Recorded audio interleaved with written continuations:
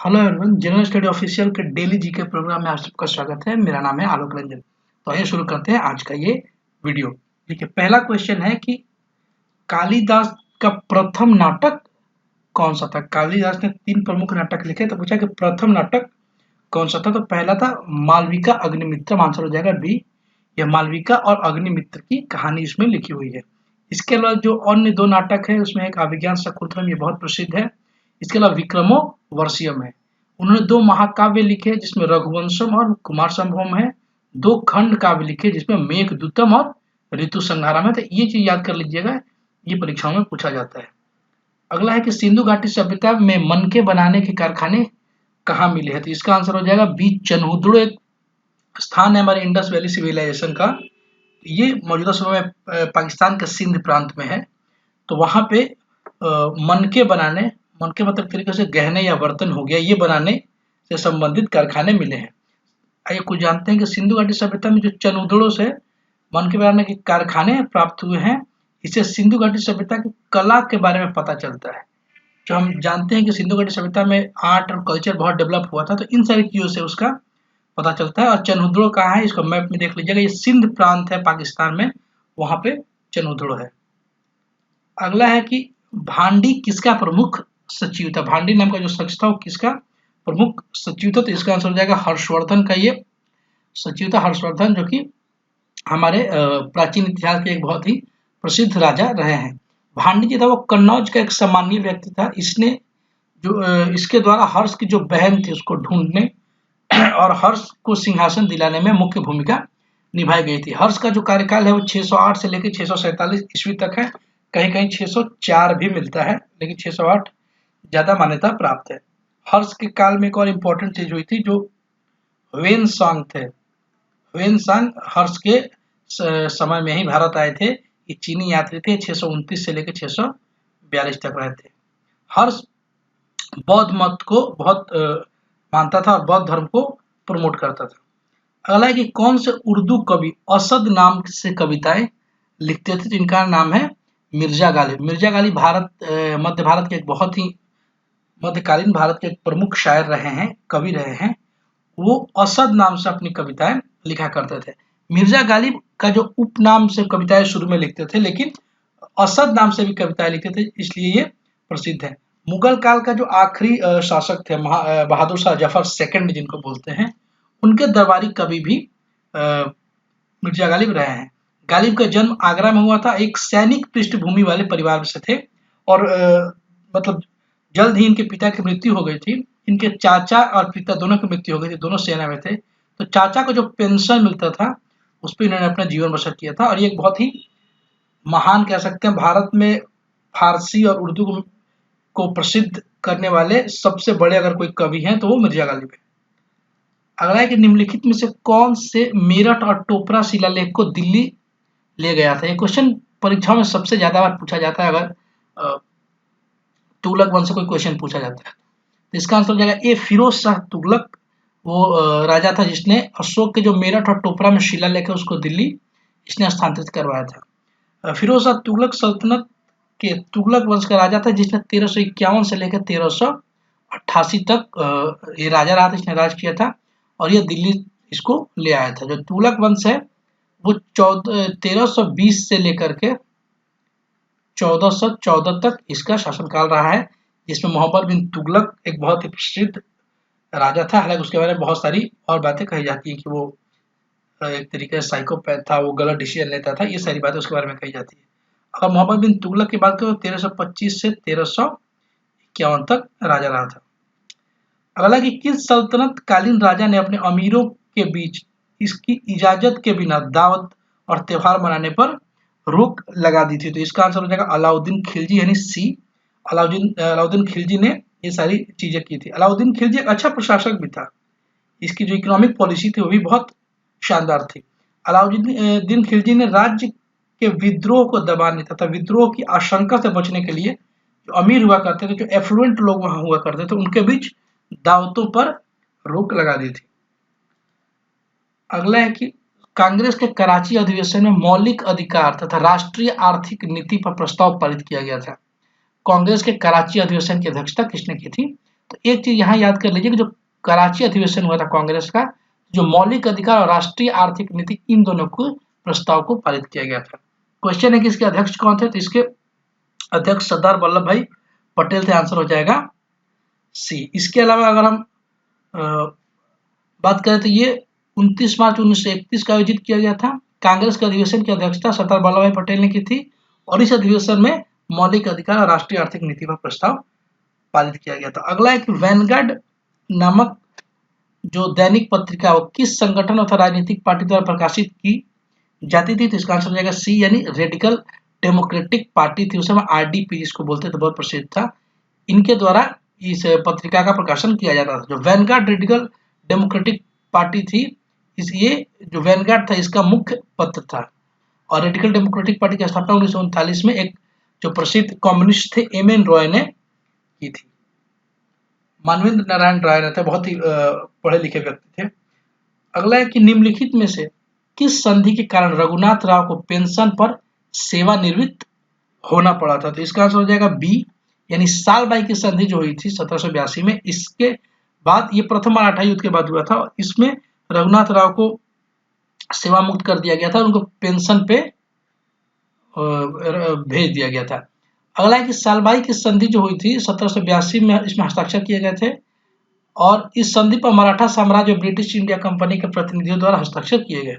यह संधि पहले ब्रिटिश मराठा युद्ध के बाद हुई थी। ब्रिटिश और मराठा के बीच 3 प्रमुख युद्ध हुए हैं और एक तो जो तीनों युद्ध हुए हैं उन सबका आप डेट आप चाहे तो कमेंट में बता सकते हैं।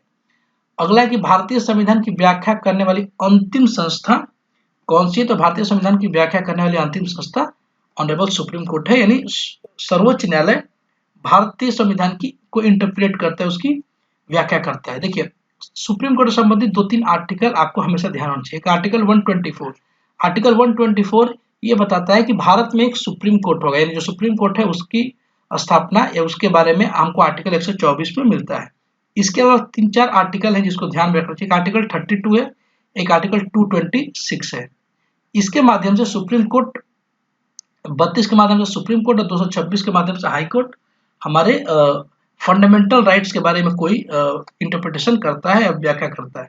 इसके अलावा कुछ और आर्टिकल भी हैं, आर्टिकल 13, आर्टिकल 131, आर्टिकल 136, आर्टिकल 246। इनके माध्यम से सुप्रीम कोर्ट जुडिशियल रिव्यू करता है, सरकार द्वारा बनाए गए कानून की न्यायिक जांच करता है और ये इंटरप्रेट करता है कि जो कानून बनाए गए हैं वो संविधान के सम्मत है, संविधान से वो मेल खाते हैं कि नहीं, संविधान की किसी भावना को इंक्रोच तो नहीं करते, उसकी अवहेलना तो नहीं करते। एक तरीके से जुडिशियल एक्टिविज्म भी है और जुडिशियल रिव्यू है। इसी की वजह से हम कह सकते हैं कि जो सुप्रीम कोर्ट है वो संविधान की व्याख्या करता है। और जो 1973 का केशवानंद भारती केस था उसमें भी ये बात कही गई थी कि जो बेसिक स्ट्रक्चर है, बेसिक स्ट्रक्चर किस चीज को माना जाएगा, हालांकि बहुत सारे पॉइंट तो दिए गए हैं लेकिन बेसिक स्ट्रक्चर इसके अलावा किस चीज को माना जाएगा उसकी आखिरी व्याख्या सुप्रीम कोर्ट ही करेगा। अगला है कि निम्नलिखित में से किस कमीशन ने भारत सरकार अधिनियम 1919 के द्विशासन पद्धति में बदलाव की सिफारिश की थी, तो ये साइमन कमीशन द्वारा किया गया था 1927 में। इसका आंसर है ए। दरअसल जब 1919 का एक्ट बना था जिसको मॉन्टेग्यू चेम्सफोर्ड एक्ट भी कहा जाता है, मॉन्टफोर्ड एक्ट भी बोलते हैं, तो इसी में ये लिखा गया था कि इसके 10 वर्ष बाद एक आयोग बनेगा, जो आयोग इसमें जितने भी प्रावधान है उसकी एक तरीके से स्क्रूटनी करेगा, उसकी समीक्षा करेगा तो वो अच्छे से इम्प्लीमेंट हुए कि नहीं और उसमें और क्या बदलाव किए जाने चाहिए। तो इसी के आधार पे इस कानून में लिखी बातों के आधार पर जॉन साइमन की अध्यक्षता में कमीशन बनाया गया था, इसीलिए इसको साइमन कमीशन बोलते हैं। लेकिन 10 साल के पहले ही बना था, 1927 में ही बन गया। और चूंकि इसमें जो 7 व्यक्ति थे 7 अंग्रेज थे, इसलिए भारतीयों ने इसका विरोध भी किया था। साइमन कमीशन ने ये बताया था कि जो 1919 की द्विशासन पद्धति है इसमें बदलाव करने की आवश्यकता है। और इसी आयोग का विरोध करते हुए पुलिस की लाठीचार्ज में लाला लाजपत राय जी को चोट लग गई थी और उनकी मृत्यु हो गई थी। अगला कि भारत धर्मनिरपेक्ष राज्य है, यह मुख्य रूप से इसमें दर्ज है, तो ये भारत की प्रस्तावना में दर्ज है। आंसर हो जाएगा ए। जो भारत के प्रियम्बल है उसमें ये साफ साफ लिखा हुआ है कि भारत एक सेकुलर स्टेट होगा। हालांकि ये मूल भारतीय संविधान में सेकुलर शब्द नहीं लिखा गया था, इसको 42वें संविधान संशोधन द्वारा 1976 में इंदिरा गांधी की सरकार ने ये 3 शब्द उसमें जोड़े थे हमारी प्रस्तावना में, जिसमें था सोशलिस्ट समाजवादी, धर्मनिरपेक्ष और अखंडता यानी इंटीग्रिटी। लेकिन जो अगर आप संविधान को अच्छे से रीड करेंगे तो भले धर्मनिरपेक्षता शब्द नहीं लिखी गई थी संविधान में, लेकिन संविधान की जो बहुत सारी भावना है, जो बहुत सारे और प्रावधान है, आर्टिकल 25 से 28 और सारी भावना है, उसमें ये साफ बताता है कि भारत का जो संविधान है वो सेक्युलर है, क्योंकि हमारे प्रियम्बल में शुरू में लिखा है we the people of India. और we the people of India में भारत के सभी नागरिक आ जाते हैं, ठीक है। तो इसलिए, और ये बात 1973 में जो केशवानंद भारती केस आया था उसमें भी ये बात कही गई थी कि धर्मनिरपेक्षता सिर्फ जोड़ने मात्र से भारतीय संविधान धर्मनिरपेक्ष नहीं हो गया। भारतीय संविधान शुरू से ही अपनी मूल भावना में धर्मनिरपेक्ष रहा है, और इतनी डाइवर्सिटी वाले देश में धर्मनिरपेक्ष संविधान ही अच्छे से चल सकता है। अगला कि आंध्र प्रदेश की स्थापना कब हुई थी, तो इसका आंसर हो जाएगा 1956 में हुई थी। तो ये 1956 यानी सी आंसर हो जाएगा।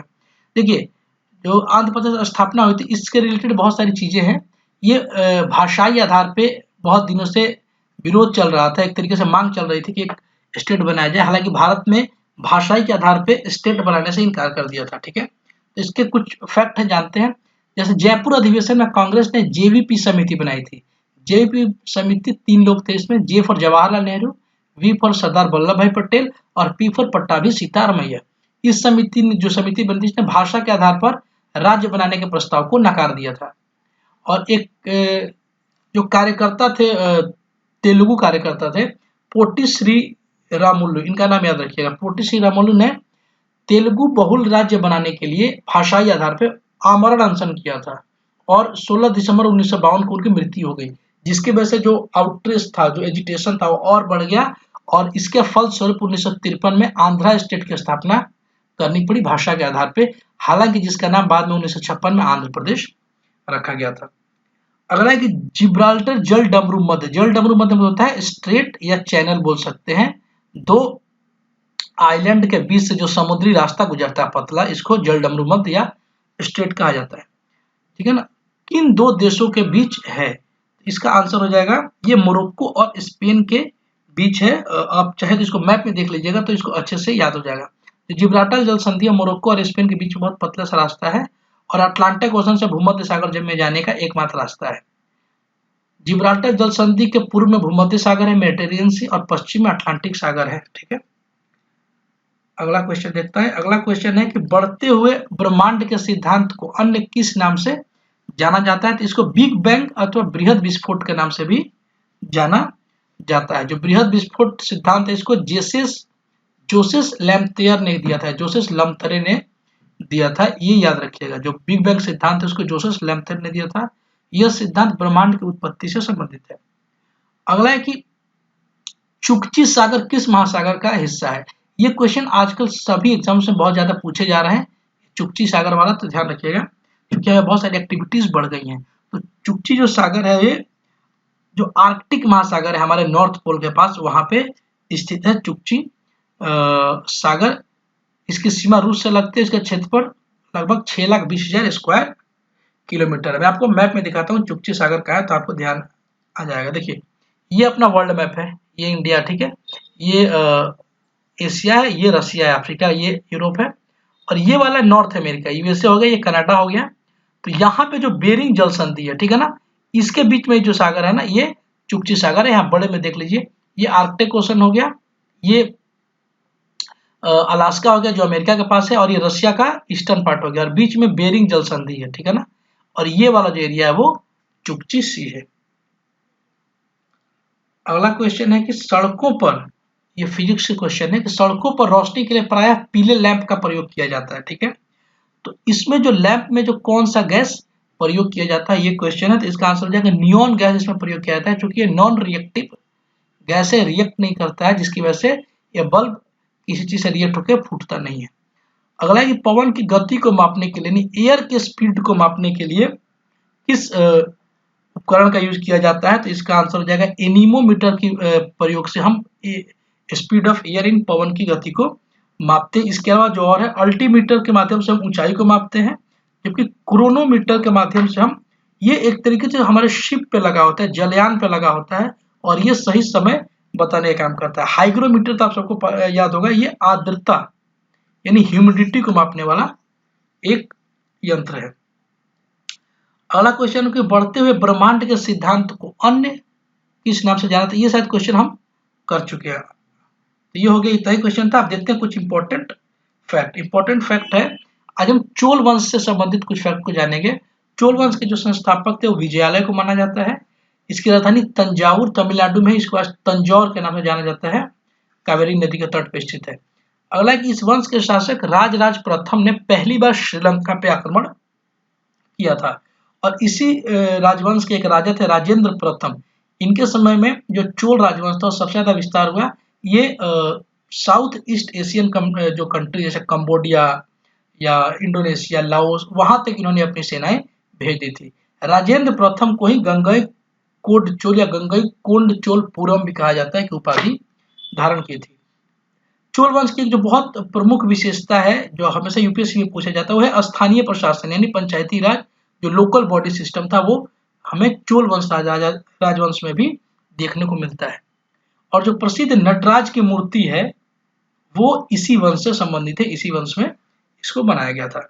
तो ये था आज का वीडियो। आई होप आपको अच्छा लगा होगा। इसके जो पीडीएफ वो आपको हमारे टेलीग्राम चैनल से मिल जाएगा, जिसका लिंक मैं डिस्क्रिप्शन में दे दूंगा। अपना ख्याल रखिए। All the best.